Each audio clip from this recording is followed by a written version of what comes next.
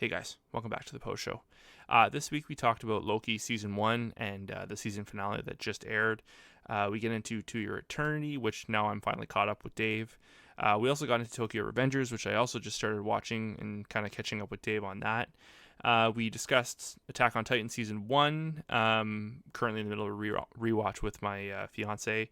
And we got into some other assorted anime news, and we actually had a really cool conversation about the kind of anime Blu-ray side of things, and that's kind of a bit of a fascination with us lately. So that was a really cool conversation to have. So hope you guys enjoy.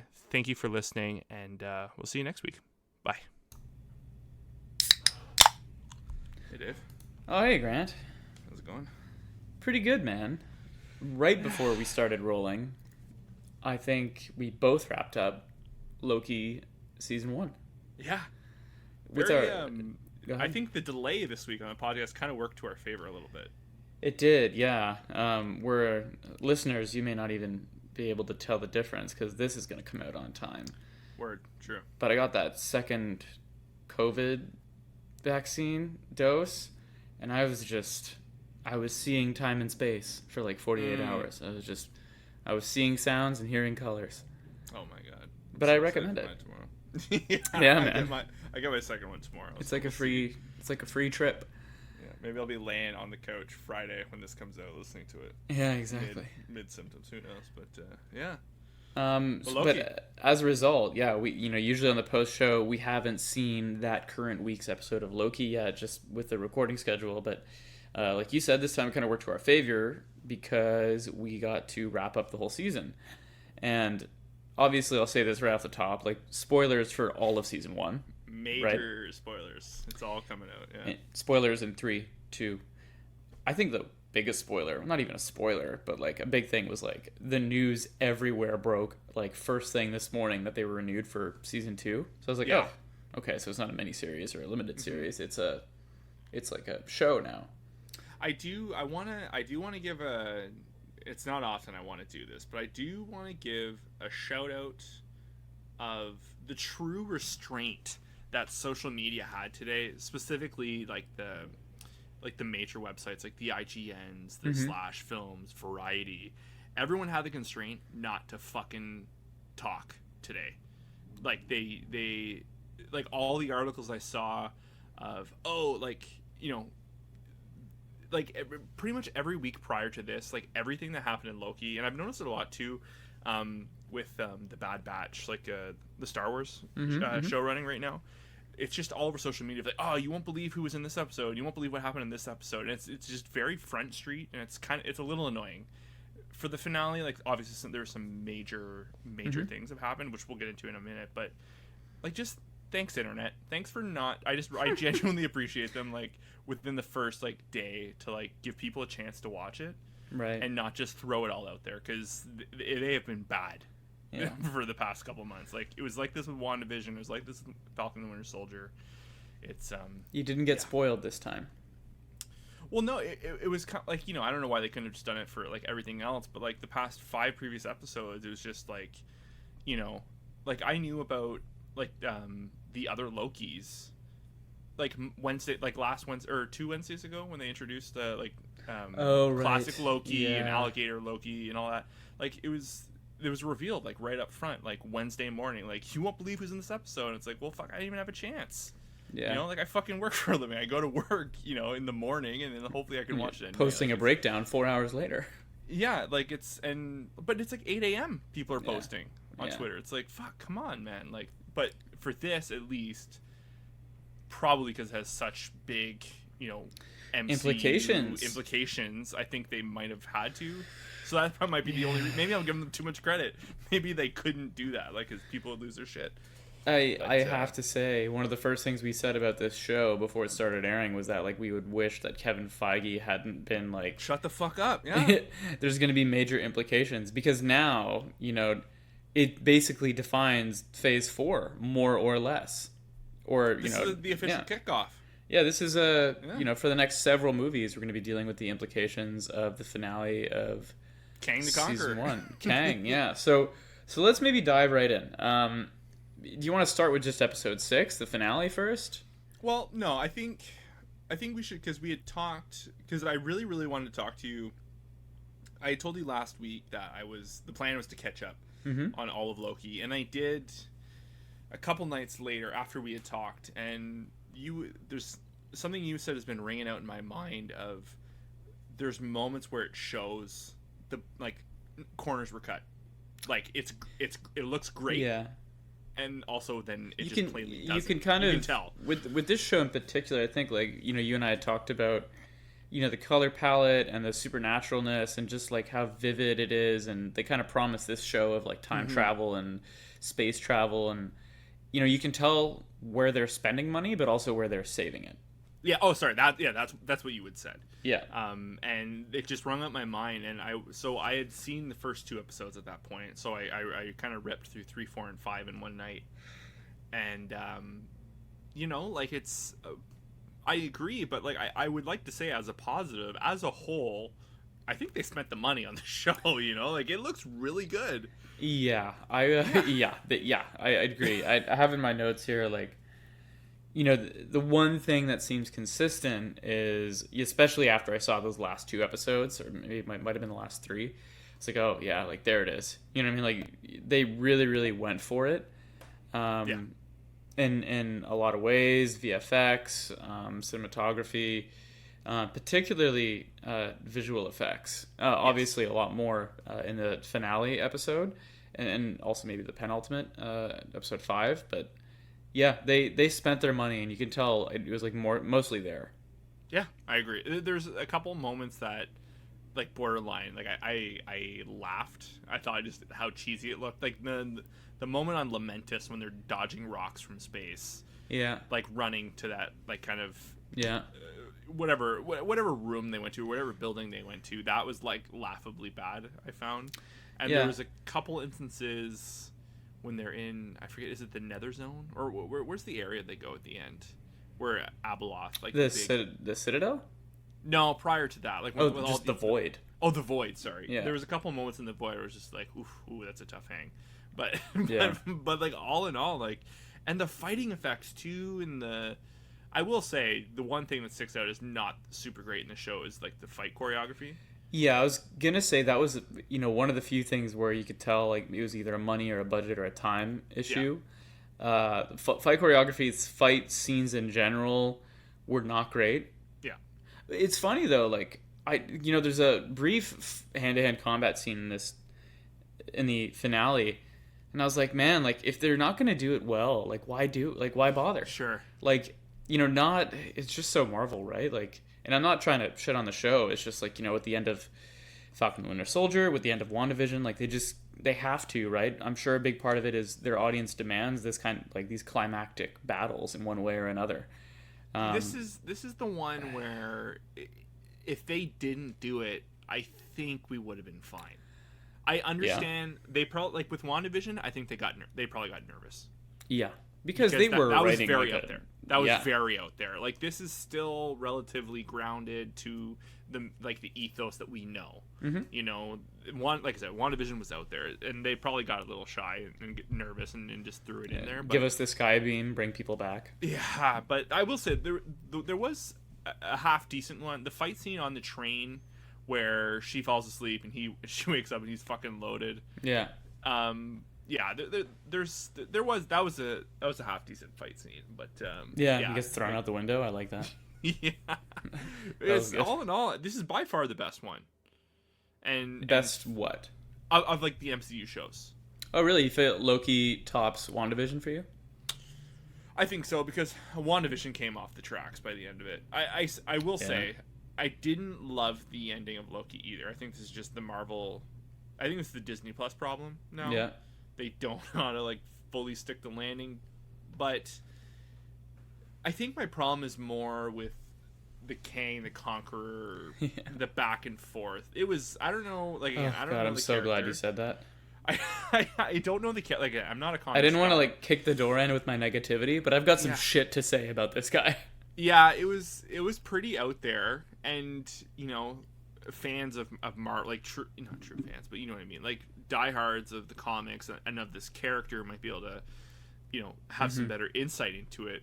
if he is that quirky and da-da-da, but they're really setting up this whole variant thing. Mm-hmm. So they could have just had free reign on how this character acts and behaves. So it's kind of hard to say, but I didn't love it. Yeah, so I think, oh God, I'm so glad you said that. So, I took a very brief cursory look online, and people are stoked that Kang the Conqueror is back, or that he's not back, but he's here. Apparently he's a big deal. He's a big bad in the comics, but that's literally all I know. It seems obvious now that, this multiverse of madness stuff and Doctor Strange is going to be, centered on the consequences of Loki. And I think they had said as well that Ant-Man Quantumania is going to deal with Kang the Conqueror directly. Like, yes. They had said that. They have announced. Yeah. They have announced that he is the villain in that, for sure. So, all of that said, I think I didn't know that, and we didn't know that we were going to be meeting Kang in the finale. What we did know is that we were meeting, like they fucking built him up. Like, they built him up. Like, he has these badass names. What, He Who Remains? Like, yeah. And when you try to put the show in context, it's kind of like meeting God, because he controls the timeline, and then he resides at the end of time. Like, what else is he? You know what I mean? Like, he's much more of a, celestial type being than, like, Thanos. Thanos is just like a guy, right? Yeah. So you've just really, really built him up, and I think that comes with advantages and disadvantages, and one of them is that, like, you kind of have to come in and make a choice. You got to be specific in your casting and your writing and the dialogue you give the character. And I think, they made him like this eccentric, kind of jittery, intense guy, which, like, makes sense because he's got this big role to play. Have you ever seen this guy in anything? No, but I know he's. Sorry, you go ahead. No, I was just gonna say that was the last thing I was gonna end on. Is that I think for me, unfortunately, and I'm not trying to be a negative Nancy, it just really comes down to the choices that this actor Jonathan Mayers made. Yeah. I don't know. Some of that dialogue was pretty cheesy to begin with, but I gotta feel like if he had just decided to play it straight instead of not so big and, jittery and jumping on tables and fucking stuttering over his words and the smiley, weird fucking Joker shit. Yeah. Like, if you had played it boring, it might have been better. If you had the script in front of you, it might have been better. Like, I don't know. Like, I get it. He made a choice and he went for it, and it just felt like it missed. Do you know what my first take was, or my first thought was? Our timeline Loki is dead. This timeline Loki has kind of, like he doesn't have like a crisis of faith, but he seems to be a changed person, or at least it's alluded to. Yeah. And so the point I'm trying to get to is, like, the Marvel MCU has had a villain problem for a long time. Yeah. This is Loki 2.0. This character specifically. This is what I feel like they were trying to like maniacal, harness. witty. I think they were trying to harness, like, Avengers 1 Loki, something everyone's familiar with and used to. That doesn't necessarily mean, because, like I said, they've really set up all this variant stuff. The next Kang the Conqueror we see might not be this. Yeah, they definitely bailed themselves out that way. And I don't mean like they had a pre-built-in excuse, but like they kind of, like, by making this choice, and it's like such a big choice. Like, I actually think this, you may lose a lot of people depending on how they handle this. It's just like they said in Endgame, like the directors and writers said all throughout all their press, is like, when you decide to open the time travel box, you can't close it. Like, it's kind of fucking... And they're, like, clearly leaning into it. Like, look at all the names of all their movies coming up. Yeah. And, like, Marvel's pretty great at, like, towing the line, for mainstream movies and not really losing their audiences. So it'll probably be fine.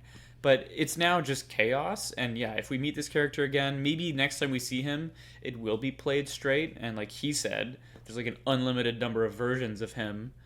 So maybe that's part of the allure of the character, and we're gonna get to see him do tons of weird shit the whole way through. I will say that was a little messy, the description of the various versions of him.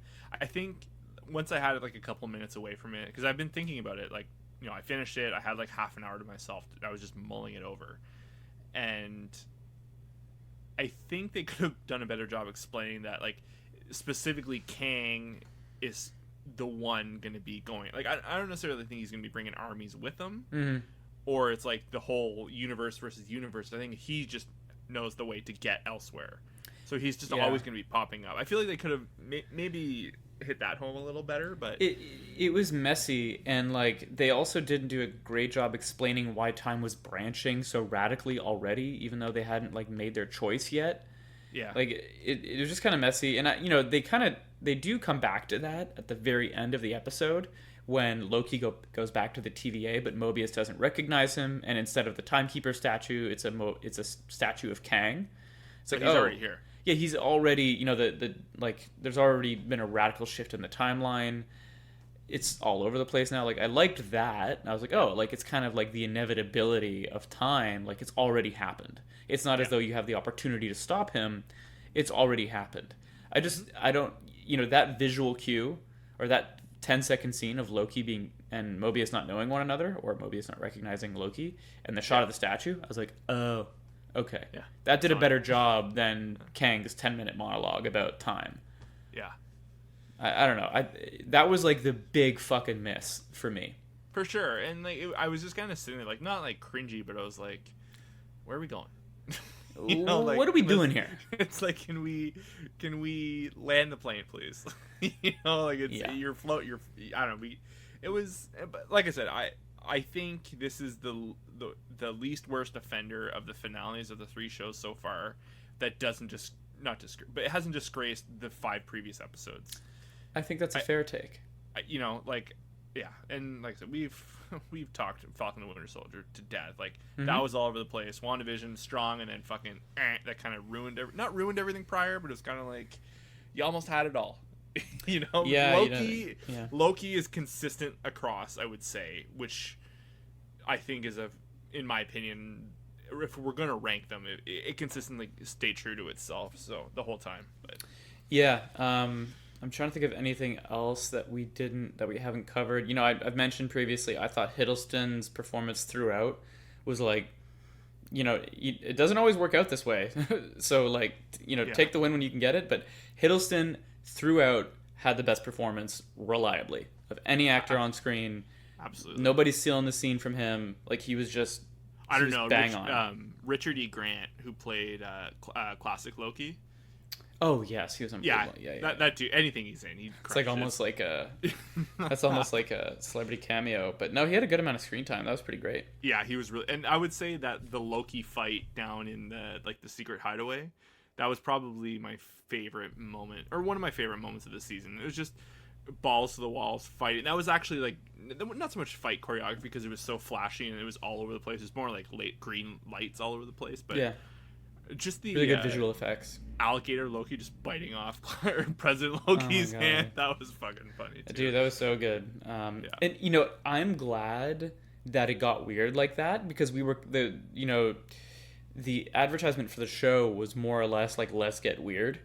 And it wasn't weird. It wasn't super weird, but like, that scene and that whole arc certainly was. So I was down with that.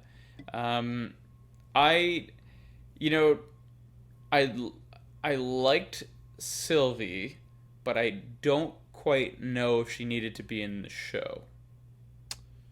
Yeah, I can see that. I can see where you're coming from. Other than, of course, the setup was obviously pretty important that she be the one to be, hiding in timelines and causing all these issues for the TVA, and it leads Loki onto this journey of self-discovery, literally.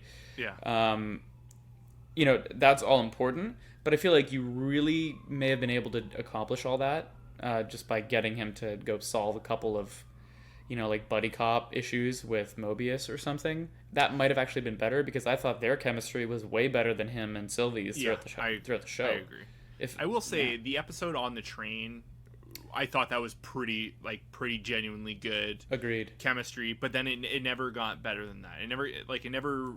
I feel like it set up something bigger and grander, and like we don't really get it again until they're about to die, and then we don't see it again till like they have that emotional moment at the end when she ices Kang. So it was their bond was very like they set it up and then left it and then returned. It wasn't consistent when it started. it was kind of like a half measure with her character, and like she was good. Like I really like her as like I wouldn't mind having her around more in in some other, like, obviously she's going to be in season 2. That's going to be where she 100%. But yeah, like thinking back, there's a lot of things I really liked with this show. It kind of hit like Doctor Who, and it hit not quite Twin Peaks, but like it just hit that 90s more, not even X-Files. It just had like a good 90s sci-fi feel to it. They established a really good vibe. There are little things that if a show does well, you don't really think about them, right? Like, but production design, set design, like they made the TVA feel like a place. Yeah, and that first episode, they knocked that out of the park. Yeah, and they made it feel normal to hop between timelines, places, and years, and environments, and alternate realities. Like, they made that feel almost natural because it was really smooth. So yeah, big ups to that. Obviously, I've already said visual effects, and then some of the performances were particularly great. So yeah, overall, I liked it. I think like I have a couple significant nitpicks, but like they're just that. They are nitpicks. Yeah. I think I still put WandaVision ahead on the whole, but only by a hair. It's so tricky when a show falls flat on its face for a finale, but like... But you know what? It wasn't just the finale with WandaVision. I would say it was the two, like, leading up to it. It started, like, the wheel started getting wobbly. Yeah. And then it, like you said, it completely fell flat by the end. Like, at least... But that's the problem. It could have been longer. I feel like if they had shortened it down more, they would have cut out a lot of the stuff that didn't work. But then, again, I'm a firm... I think both you and I are both firm believers. They should have just stayed away from the superhero shit.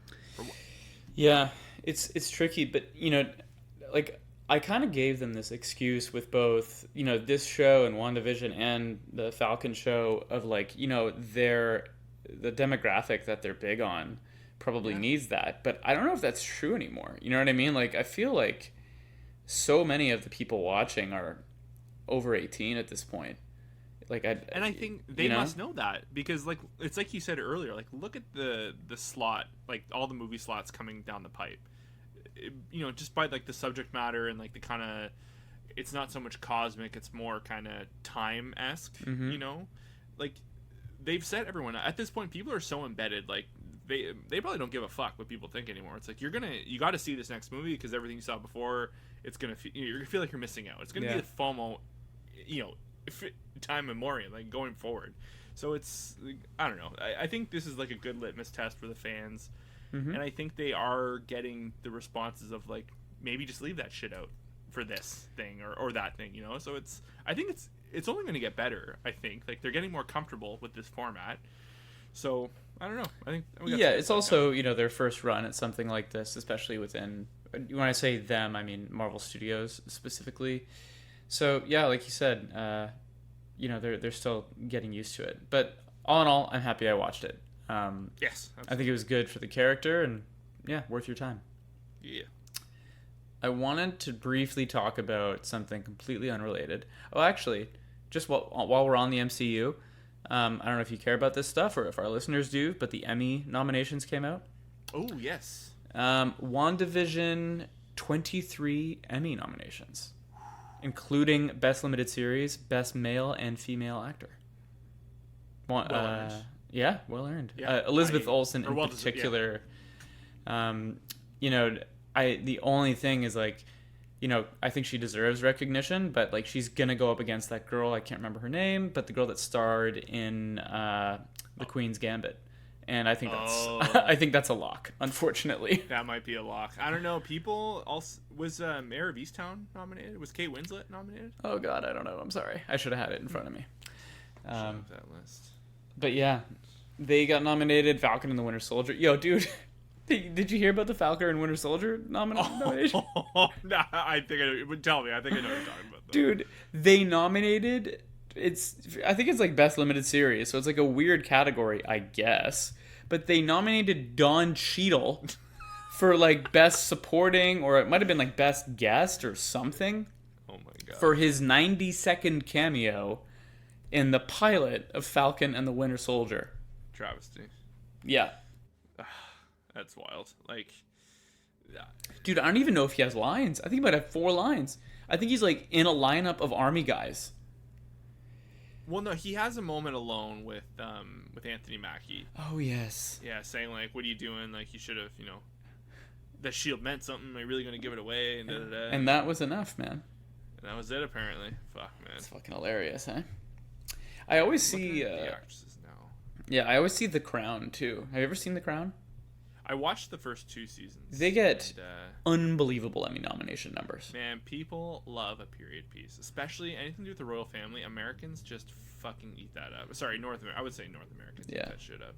Big time. I don't know. I like it because I like a period piece. I'm not all up the royal family's ass or anything like that, but it the set design was beautiful. I honestly just watched it because Matt Smith was in it.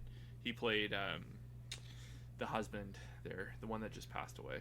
I'm remarkably out of touch with that stuff. I've seen a couple of particularly, like some of the bigger scenes. People have just like shown me. It's like, oh, it's a great scene. I'm like, yeah, like set design, like costume stuff. It all looks really.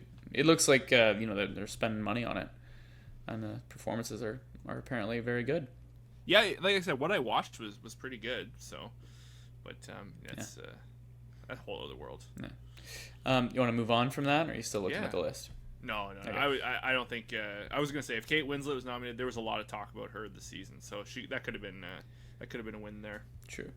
The thing I did want to get to is like we had this very brief conversation offline this week about Attack on Titan and its Blu-ray release.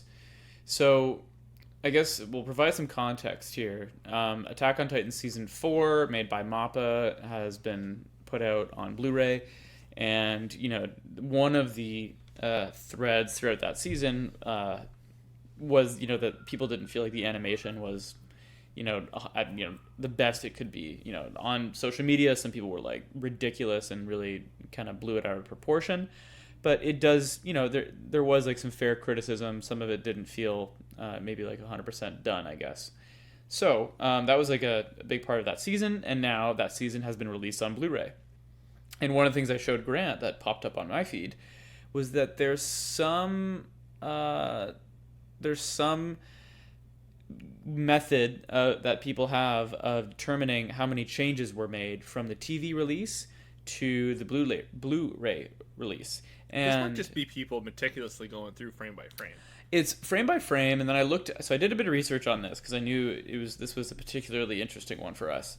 And there's a couple of programs, like there's a couple of Adobe applications that'll allow you to pick up on this stuff easily to detect small changes. Huh. And so not only did I, determine that the changes for Attack on Titan Season 4, like the final tally isn't even done yet, but it looks like, I'm looking here, it looks like, anywhere from 50 to 75 changes per episode. Wow. Some of them are very significant and some of them are not. Like a lot of them that I've seen are just like, they're adding shading and changing like the proportion of a head or the way a shot is lit, or even like the way the camera pans in. Some of them certain characters didn't get specific. Like I think they were kind of fine before. Like I noticed, I was looking into it, some of it too.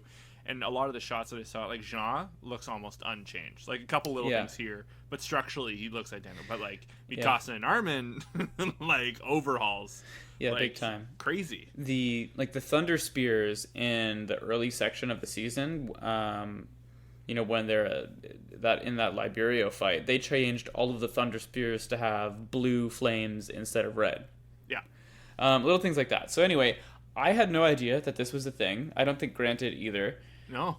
I dug a little bit deeper on it, and it turns out that Wit Studio, the former studio that animated this show, did the exact same thing. Typically, there are 150 to 300 changes per season as it was released to Blu-ray. Shit.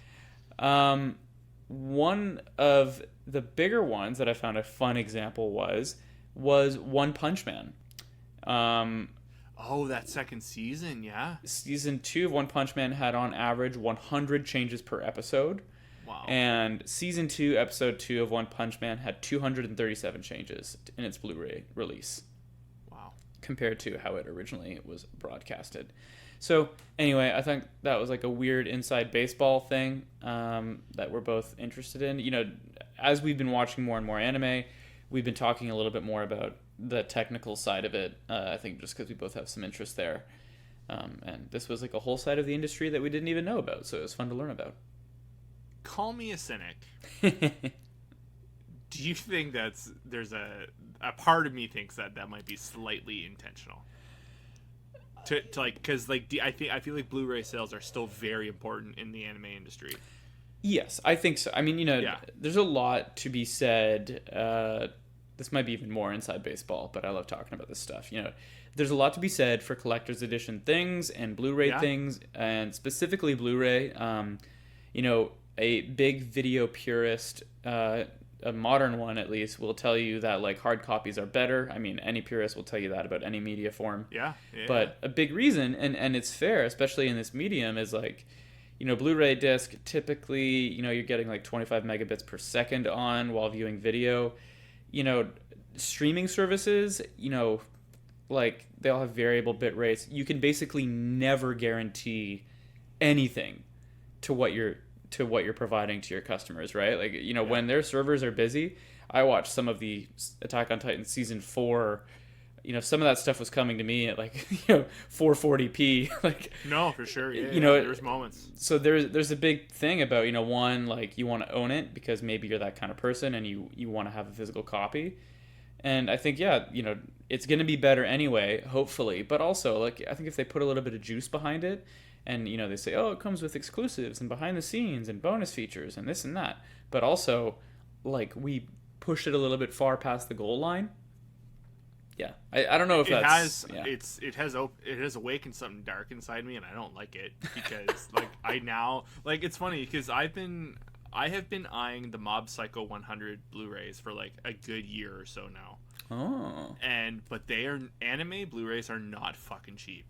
I've heard this. Like Mob Psycho is 12 episodes each season, and like you're looking at like brand new 75 bones for like per season, and it was on sale a while back, and I completely missed it. Wasn't paying attention, and I slipped. And rookie mistake. Yeah. So, but I'll be keeping an eye out for those. It makes you think about it, right? It makes you think. So like it kind of. Or like, sorry, go ahead. Yeah.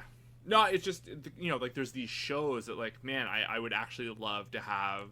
If this is the case, if it looks that much better and there's that much extra content, like there's now all I can like you sent me that stuff and I was reading into it.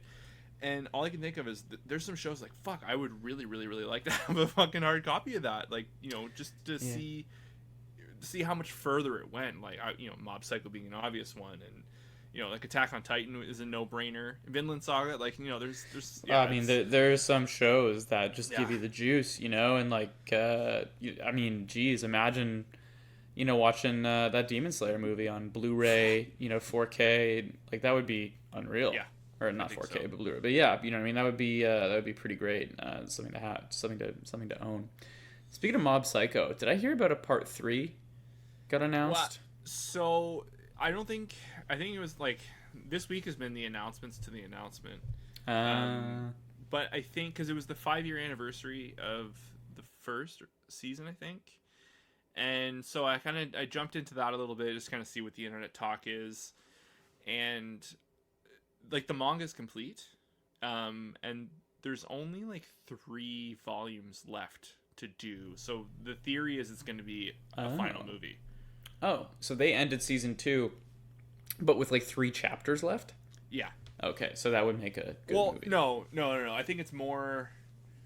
That's the thing. It's because we're not manga readers, so it's based on the format. Like I think each season has done about 10 volumes, I think. Okay, sure. So I think there's like 23 or 24 in total. So there's like 3 or 4 left, remainder. Interesting. And people are convinced that could be done up until like a final. They could kind of do some fuckery. Whatever they end up doing, I hope they do. And they've more or less teased that something's coming down the pipe. So, love Mob Psycho, and I'm very much waiting for this announcement. In my post-COVID vaccine like fever dreams, I was like looking for something to binge, and I was like, is Mob Psycho the thing? And like, too trippy. Well, 1, too trippy, and 2, like, you got to keep your eyes open for the subtitles, right? And I was like, no, I'm not gonna do it dirty and like half watch it. Grant is so hard about this thing. I want to be, Hey, Grant, that show you love so much, I half watched it. And, I think I'm good. Isn't that the worst fucking feeling ever, dude? When you're like, you tell someone like, oh, you have to understand, like, this show, this movie, this album, whatever it is, it means so much to me. It like changed the way I look at the medium and I think about art. And then they're like, like the next time you see them, I've had this happen so often. And then you see them like, oh yeah, check it out. That was all right. Like, I was cooking like while I was on, but like, yeah, I like the part with the alchemy. Like that was sick. And yeah, man, that was a decent show. I don't know why it's on so many top 10 lists, but anyway, I thought it was okay. Disrespectful. I just want to fucking throw shit. Oh. Anyway, we almost got dark. What do you got? What do you got, homie? What have you been watching? Everyone. Spoiler warning. Spoiler warning. For a current running show. Dave. My boy Gugu. Oh, To Your Eternity. Yeah, we're caught up. And, are you? Yeah, season 1, episode 12? 13. We've seen the most recent one. We actually, we sat down to watch at that point, the 2 that were left. And in the time that we got to the third one, it was live. Or like the newest episode had gone up.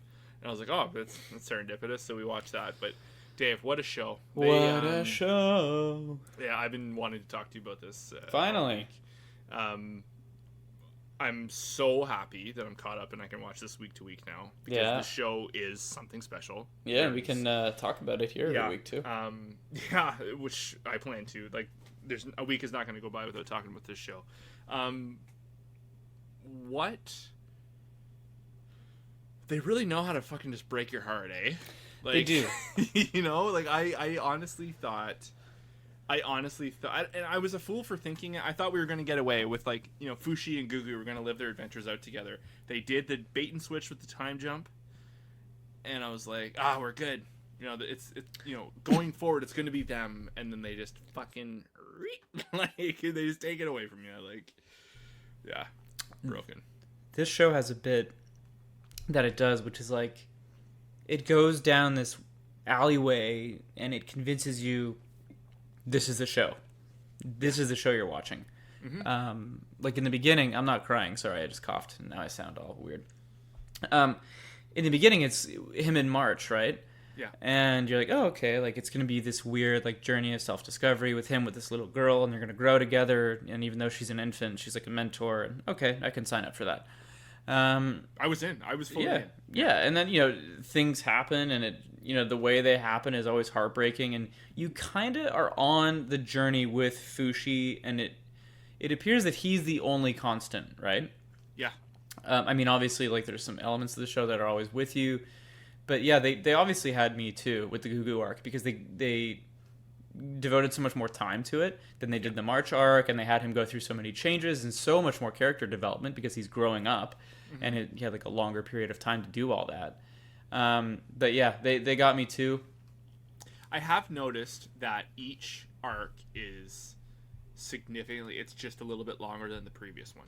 Yeah. So the first, the first form, when he meets, or I forget what the boy's name actually was. Like, he's Fushi, but I don't know if we learned his name. I know the wolf was named Joan or Joanne or something. Joanne, yeah. So we met him. That was like, episode in and out. He's gone, and then we had felt like 2 or 3 episodes with March, and then we had like this, or maybe a little bit longer, maybe 5 episodes with March, and then we have like this, like just a little bit longer, and like they kind of keep stringing you along just a little bit longer because like you almost think it's gonna keep going. And then it ends the way it does. Dave, I gotta say, like, I'm man enough to admit this. I was actually fighting some emotions when there's the scene where it's clearly ending. Rianne, who grew on me in a good way. At first, I was a little worried she was just gonna be like typical, anime crush girl. Yeah, but she has to serve a bigger purpose than that, and she did. I'm glad she did. I'm glad they just, I think the show has too much respect for all of its characters to kind of just do that. Respect is the word, man.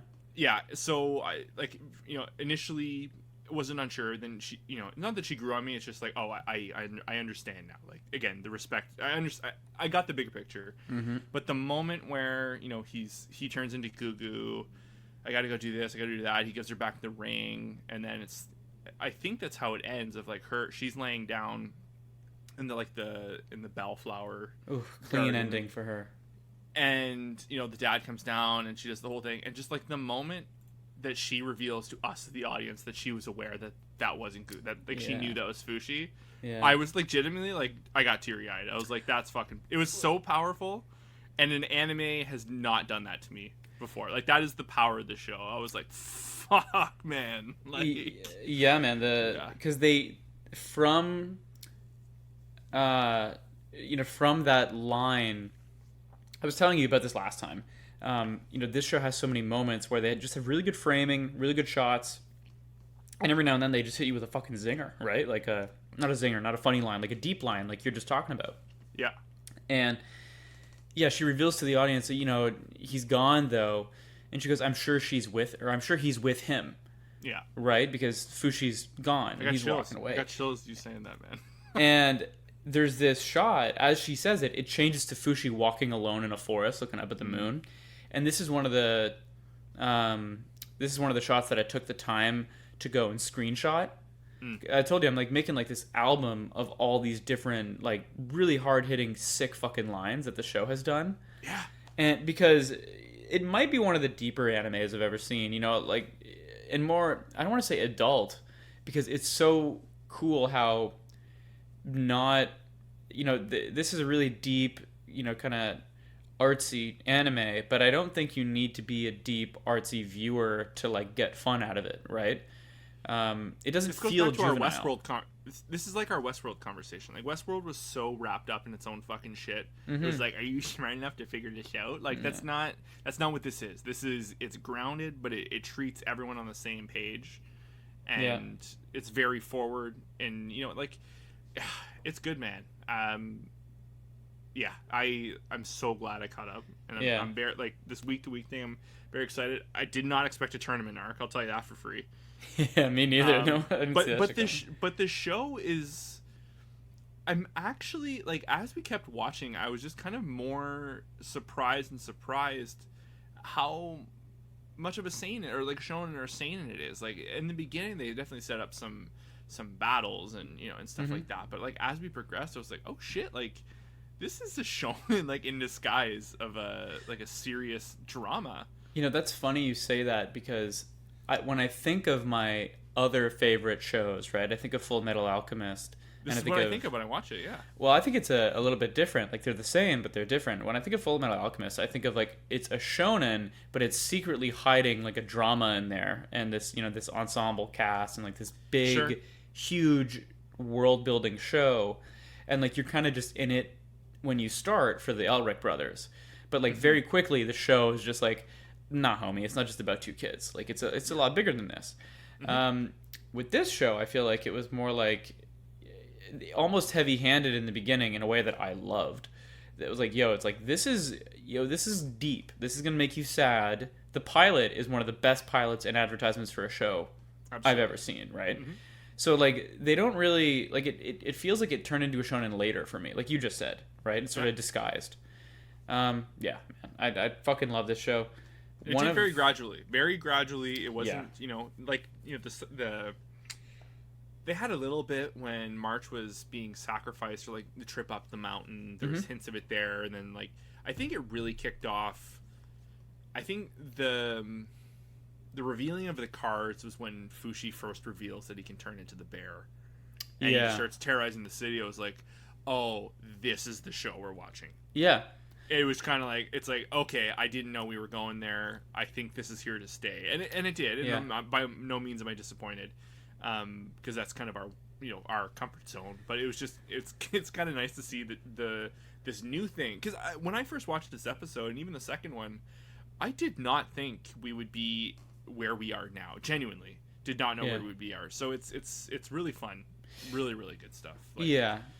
And if you're into, like, the very basic, like, shonen tropes of like, increasing your power level and mechanics over time. It has that too. I think that's like a big part of what this tournament arc is going to be about, which is like, he's learning to control his abilities more and more. That's fun. A lot of shows really crave that, right? They want not necessarily character growth, but they want like power growth. Yeah. That's not really what this show is about, but it has enough of it that it sort of like keeps you, interested. It kind of strings you along in that way, in a really like effective way. I really like Fushi's scenes with the man in black. I don't know. I think we finally learned his name, but I forget it. Yeah.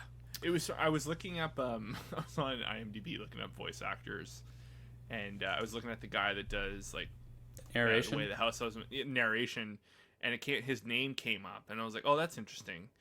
I don't know if it's a spoiler or not, so I won't say anything. But no, you told me it's the same guy like last week. No, but like it has the character name for Eternity. I think he gave him his name, but anyway, it's all good. So I think so. I guess we'll get into theory, a little bit of theory craft here. Like, I think he's like sentience of the planet. You think that's of what some sort? Yeah, I think that's like along those lines. Yeah, I have a feel. So I don't know. I didn't think of it that way. What I did think was that I think he's completely in control of the knockers, and that this is his experiment on Fushi. Oh. Just to explore consciousness and to test Fushi and just to see how it goes. Maybe not for fun, but maybe because he just wanted to create something. Maybe he has good intentions. But my theory at the beginning, or not beginning, but as of late, as things get harder and harder for Fushi, is that this guy is sort of, kind of this. He's obviously in a way immortal, and maybe potentially in the way that Fushi is, but he's not in a rush, right? Like he lets Fushi do whatever the fuck he wants for 4 years, but I think it's ultimately an experiment. That's my current but if that's theory. the case, but he kind of alluded to that he was getting impatient with Fushi. True. So that might have some, your theory might have some water to that. Like maybe he kind of incited that to, get the ball rolling. Yeah, and he can always detect where the knockers are, which is we learned that recently, so that's interesting as well. I'm glad you're on it. I thought the episode with Gugu's death was incredible. Yeah, I'm glad that they didn't shy away from the kiss. We talk a lot on this show and on our other shows about how fucking just mishandled romance is so often in anime, and that's because of a lot of things. To be fair, like the medium itself, the tropes, sometimes the base that they're appealing to, but like there was just none of that bullshit. You know what I mean? This was just like a wholesome love story. It ended in a kiss and also death. Cool. I'm good with that. It hit properly. The moment where Fushi's like, whose pain is this? This isn't my pain. Yeah. I was like, no, dude. Then it cuts to like him like holding up the rocks, and I was like, I think she wanted to see his face or whatever, and like she lifts it. I was like, he shows his face, he's dead. Yeah.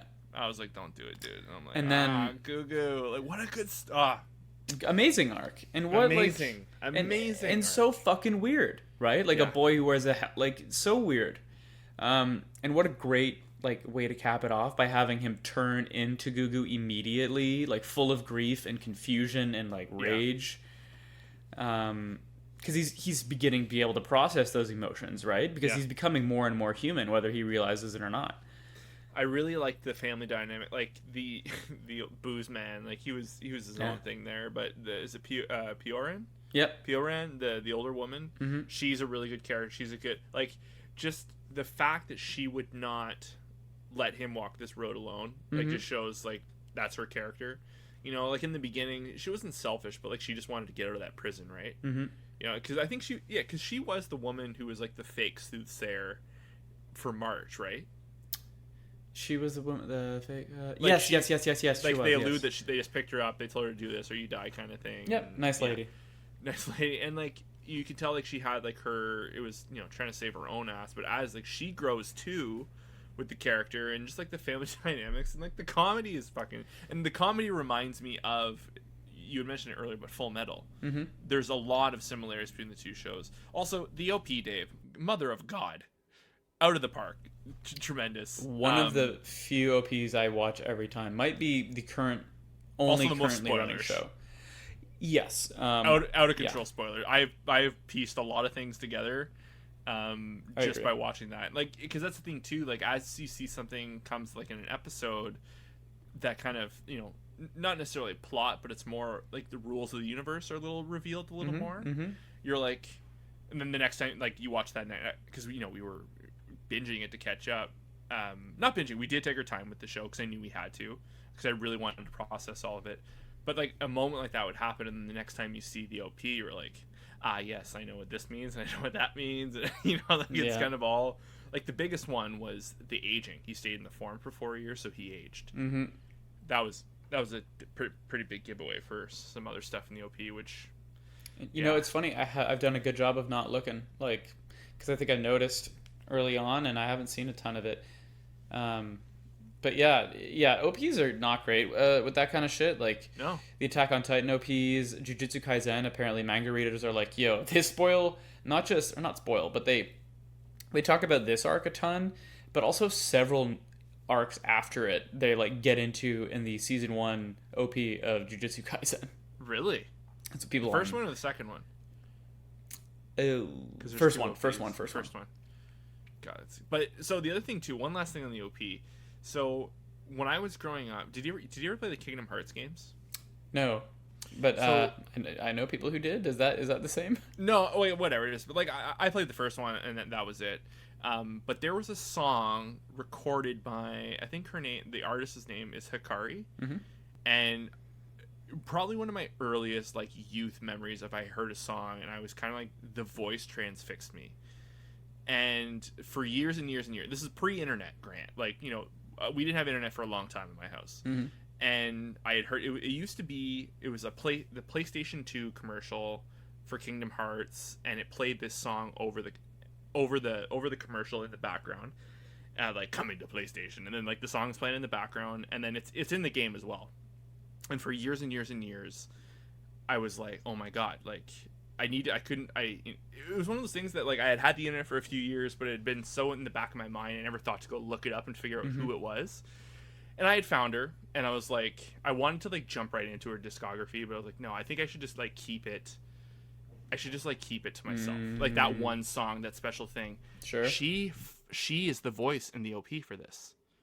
Really? And I was like, I heard it right away. I was like, oh my god! Like it was a very strange feeling of nostalgia for a show I had never watched yet. It was like my first time seeing it, and I was like, oh my god! Of course, like this. It's just an association thing, and really, really cool. And that's super neat. I'll send you the song from the Kingdom Hearts games, but it's neat that you recognize it that quick. Yeah, I picked it, and I heard it, and then I went and looked it up, and I was like, holy fuck! Like, awesome. Like, really love to see it. So that's fucking killer, man. Yeah. Yeah, I'm glad you're caught up. Yeah, I'm so glad I'm here. I shouldn't have taken this long, but we are here, so that's what matters.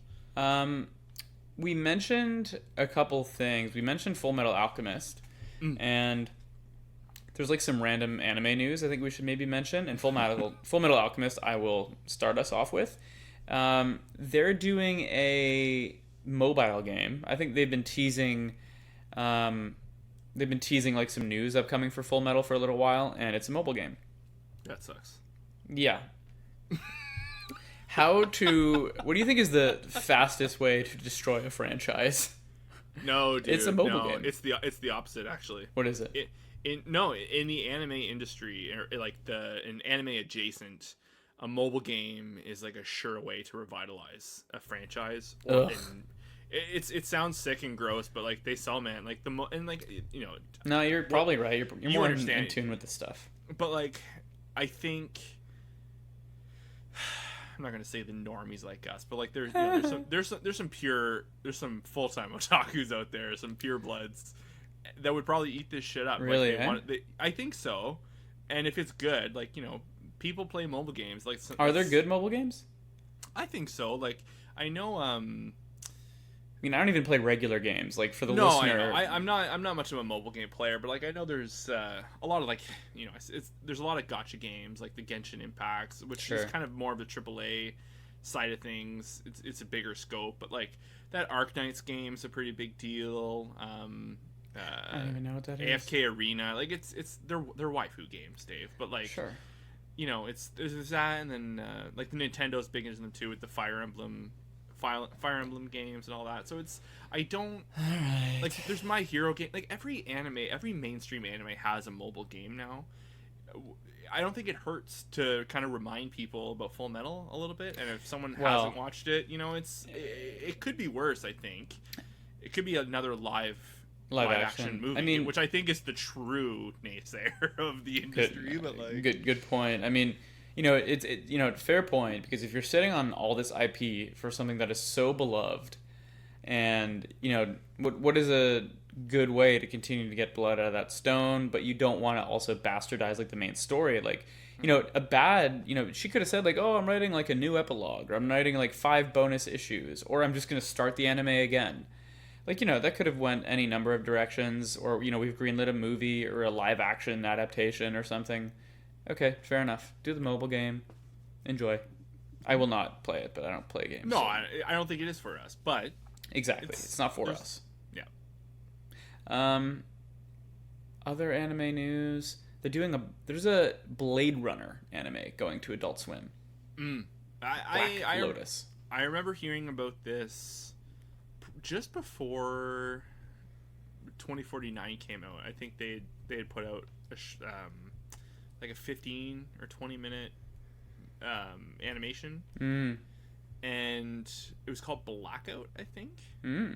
Blade Runner Blackout, or it took place 4 years before the movie, so it's like 2044 or 2045 or something like that. They did a whole bunch of shorts like that. Dennis Villeneuve had other directors do them, and they were good. I think the one that was called Blackout I watched, and I really liked that, and I thought that was very cool anime aesthetic.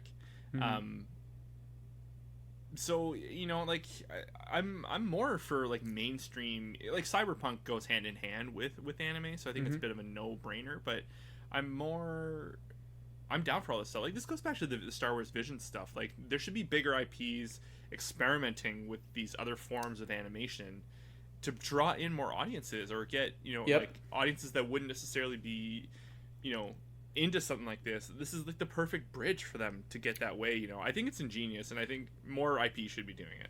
I couldn't agree more. You know, because I think if you wanted to be prick about it, you could be like, oh, like, it's Hollywood IP, they're trying to like bastardize our art form, and like, you know, we were here before it was cool. I guarantee somebody feels that way. I guarantee a lot of people feel that way. But the other side of it is like, dude, like, you get to watch some of your favorite content in one of your favorite, you know, mediums that you've ever seen. So, you know, everybody wins. Like, dude, those Kill Bill animes, fucking killer. Did you ever watch the Animatrix? No. Oh, what is that? So this came out. Is it a Matrix anime? Well, it was a anthology collection of, I can't remember how many. I was definitely way too young when I watched it. I was also way too young to watch The Matrix, I think. But fair enough.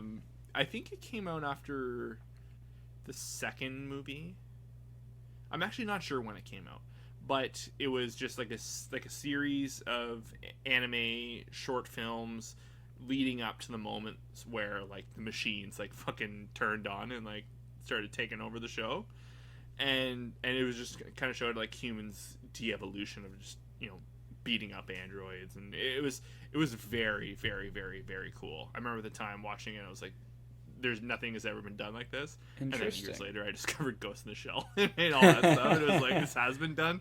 You know, Matrix is borderline, I think, a rip off a lot of the concepts that it started. But I'll check that out though. That's interesting. It's good. It came out, it was early 2000s, but it was really there's one scene to this day that always sticks out in my mind in that movie of there's it's clearly like an android has like human skin on the street, and somehow the people on the street find out that it's an android, and like they all just like turn into like savages and they start tearing this woman apart. Jesus. And it just goes to show like humans of like they're always like aggressive and violent. Like the messaging, you know, is evident, but like it was just one of the most visceral things I had seen probably in my life at Maybe that point. Too little bit too young for it. Oh, for sure. Like what? Matrix came out in 2000, and if this came out, I was like within the range of 10 10 to like 13 years old, and this was like a hard R animation. I had no idea. Yeah, it was pretty cool. Like it would be interesting to go back and rewatch that actually. I didn't even know that existed, so maybe I will. But this is sorry. So this is a total diversion of Black Lotus, but I'm for sure up for that. Yeah, that's a great world. Yeah, I know enough about Blade Runner to like talk about those two movies, but that's about it. So yeah, I'm curious to see what they do. Yeah. What do you got? I am 5 episodes into Tokyo Revengers. Oh, there you go, homie. Also, talking about you've been catching up on all the things. Yeah, man. Well, it's holidays, so I had actually I was pretty bold. I said I was going to be completely caught up on Tokyo Revengers, but the past couple days I've been watching it, couple a day, and so what do you think? I like it. It's really good. It's not. If I'm being honest, now that like I was hesitant to watch it because I didn't like the like street punk aesthetic it was putting on. Yeah. Like like the early 2000s head tattoos. Yeah. And like the mohawks. Like that's not my thing, man. But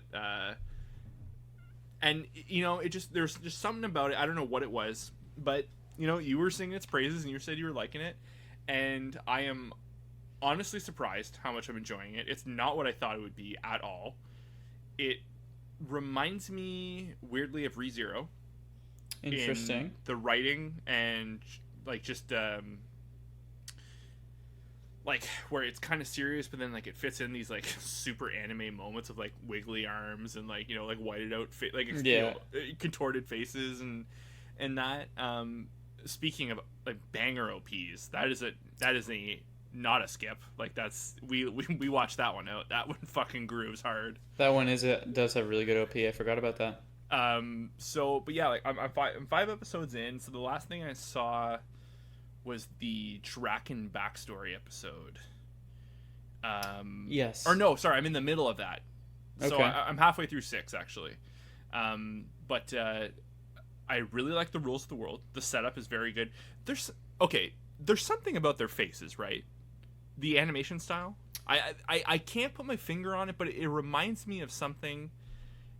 And it's not that it's distracting. It was the first episode was very distracting. The main character's name, Takemichi. Yeah, Takemichi. There's something about his face.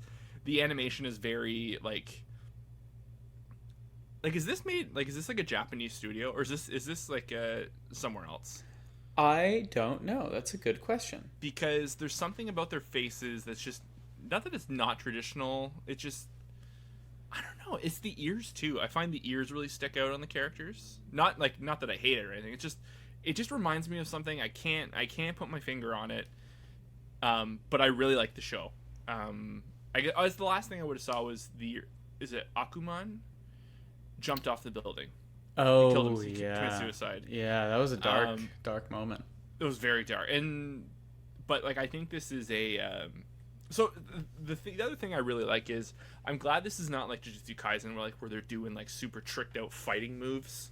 Like maybe that's coming. I don't know. You're more ahead than me, but like it's pretty based, right? But yeah, like the fight scenes I've seen is kind of within the limits of like street punks pounding the shit out of each other. Mm-hmm.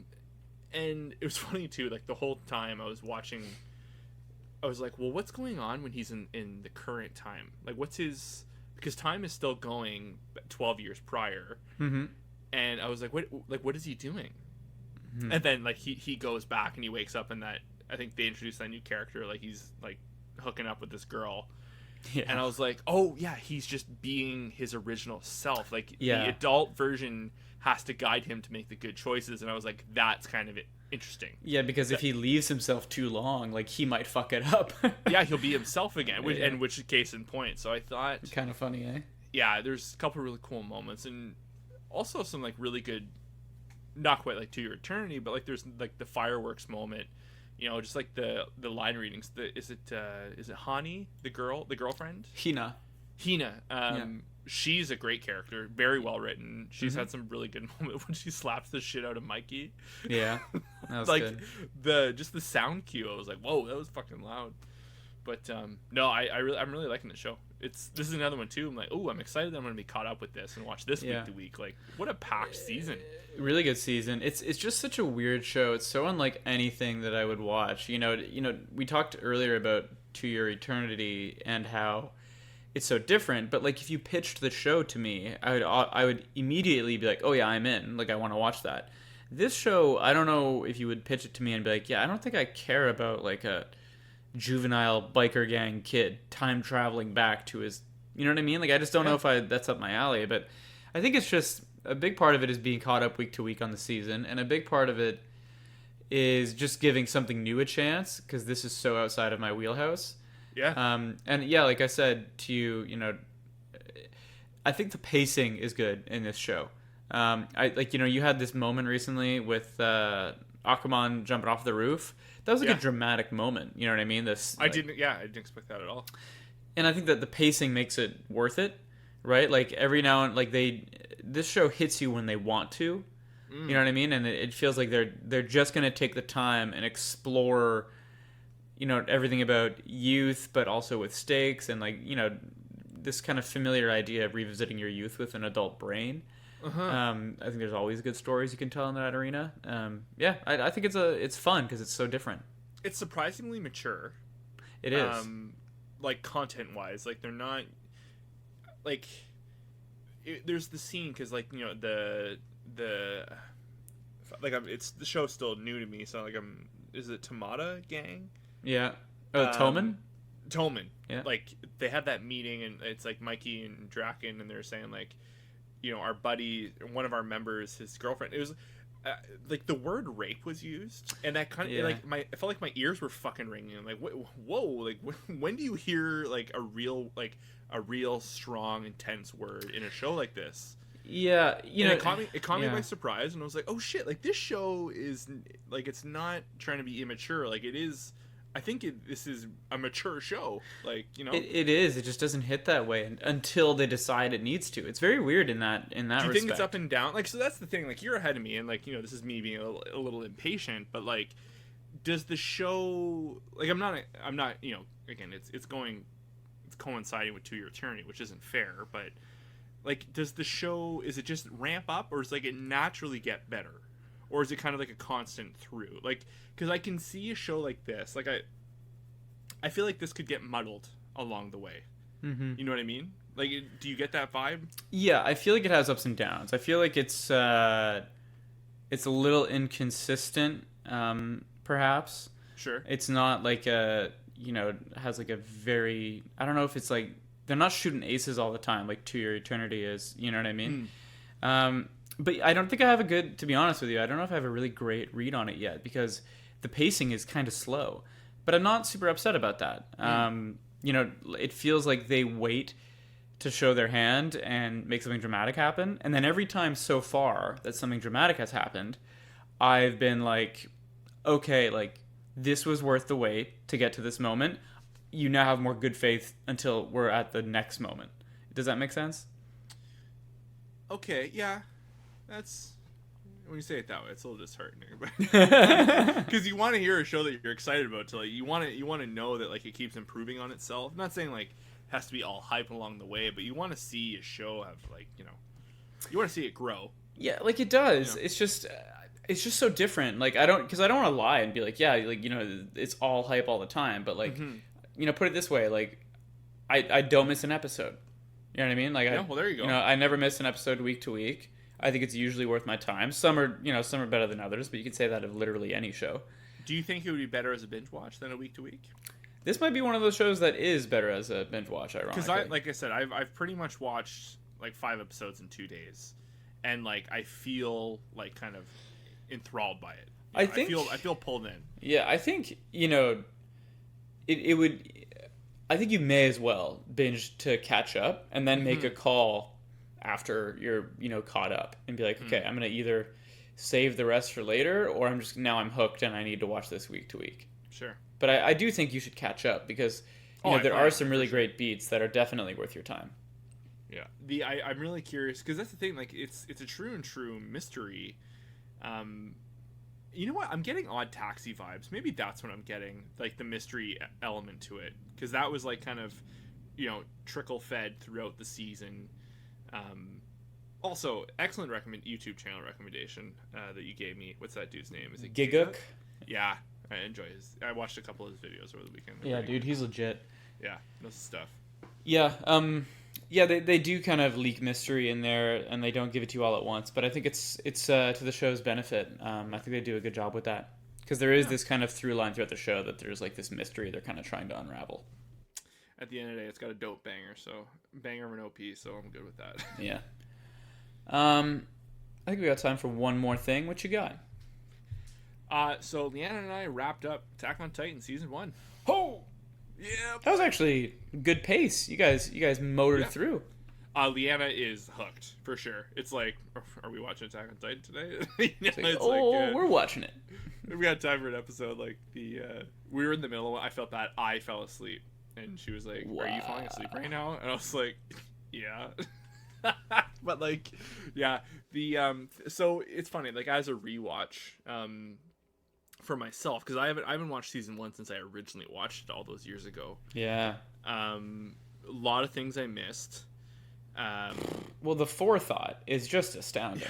Like, it really is, dude. Like, everybody likes to say that kind of shit about good shows, but it's like, I don't know if I've seen a shot with that much. Like, you can call it foreshadowing or whatever, but the amount of shit, self-referential foreshadowing, outright, like, just having characters in the background doing weird shit, like, I can't believe how much there is in fucking season 1 and 2. Like, it's unbelievable. One of the standouts, well, like, obviously, because, like, the tail end of the season is 100% Annie-centric. Yep. I don't think when I first watched it I really clued into how good a character she was. Mm-hmm. A couple things. I completely forgot about the flashbacks with her dad training in the woods, or I'm assuming that's what that is. Mm-hmm. Yeah. The confrontation with Armin, well, I guess Mikasa, Eren, and Armin, and she makes it's like the biggest tease to Marley. Obviously we wouldn't have known back then. Yeah. But I honestly don't remember her making the reference that, like, I'm not cut out to be a warriar. Yeah. I saw that and I had chills. I was like, oh. I was like, oh shit. Like, that was a throw ahead. There was a scene with her and Reiner when it's when they first throw down the female Titan out in the fields, and it's like Armin, Ja, and Reiner. Mm-hmm. And the way, like, the way Reiner is throwing fucking shade at her, it's like he wants to fucking kill her.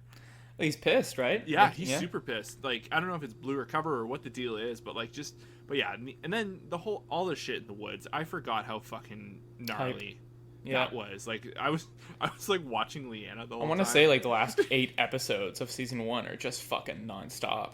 It's crazy. Like, I remember, like, and Leanna pointed out to it, she's like, wow, raw deal for Petre. And I'm like, oh, yeah. Like, she was the only one they didn't make mention. I guess her dad shows up later and they hit that home later, but she pointed that out too. She was like, oh, well, all their families had a scene, but Petra didn't. I was just sitting there like, it's coming. Her dad shows up and like talking to Levi. It's brutal. They did a really good job, obviously by killing, quote, killing Eren in the 5th episode, but just like, getting rid of Marco, killing Squad Levi after getting to know them for a couple of episodes. Yeah. Like, the show just does a really good job of setting itself up for violence. Yeah. You know what I mean? Man, that shit was great. Season 1 is so good. I was just rewatching some weird, I don't know why I was looking at it, some weird season 3 stuff. Same deal, dude. Seasons 2 and 3, you'll catch even more. I'm sure. Because if you remember, season 2 is much shorter, but it's also pretty. At the time, it's dense, and we didn't know this at the time, but I remember we talked about it, and we were like, yeah, season 2 is much more like, not filler, but it's more a lot of backstory, exploring a lot of characters and their origins, like Ymir, for example. For sure. And what you learn in season 2 is so important to what you end up learning about these characters later on. Lots of like tips of the cap all over the place. Each season, like looking back now, again, the power of foresight, but like each season had a role, and it's become like as time has progressed, it's become more evident what each season was meant to do to tell this story. Like you couldn't, if there's certain things that had to happen in season one. Like I know this sounds obvious, like but like there's just something about the way the show formatted itself that like all the important things that needed to be said in season one were done. Yeah. To make and then the next season kind of complements that, and just it's such a gentle. And I know it sounds obvious saying that, but it's when you rewatch it, you're just like, fuck. It's like you said, the show is so forward thinking in all their stuff. Like and that's just crazy at the pace that the manga goes, and just to be to just have that presence of mind to be like, oh, we should include this because it'll be important later. We've talked about it, but yeah. Also, I does love it. Aaron, does the Attack Titan ever roid out like that again, where it's all glowing and shit? No. So at the time, I thought it was like because he was healing so fast, it was creating like flames instead of just smoke. Okay. But like you would think that would come up later, especially in where the current story is. Like, I think a big thing of season 4 is very indicative on like he has very intense control over his Titan powers by season 4. Uh-huh. Though to be fair, we don't see him we see him in one big fight in his Titan form, but that never happens. No. So kind of a weird one, but I think we talked about this. There's like a 4-year gap between season 1 and 2. Yeah. For they could have made any number of changes, both stylistically and story wise. Who knows? Maybe they just didn't want to do that again. Yeah, maybe. Looks expensive. Looked expensive. It also, when you think about season 1, those last couple episodes, they were really prepping Annie to be kind of the big bad, and they do a really good job of being like, instead of getting Annie and answers, like you get Annie and a big fucking question mark. years. Yeah. We're still waiting on that one. Yeah. She's just going to walk out in season 4 part 2 be like, so, what did I miss? Oh, man. I can't wait. We're 100% going to see her again. I look forward to it. Can you imagine they just didn't? Yeah. She just like expires in there. Yeah, time doesn't stop. Yeah, man. I think that's probably good for today. I think so. Okay, guys. Thank you for listening. This has been the post show. We do this every week. Drop it typically on the same day. If you didn't, or if you haven't seen, we're also covering My Hero Academia season 5 right now. So definitely check that out if you're following the current arc. If you haven't, like, comment, subscribe, follow, do all of the appropriate social media things on all of the appropriate social media platforms. We appreciate it. Thank you for listening, and we'll see you next week. Bye, guys. Cheers.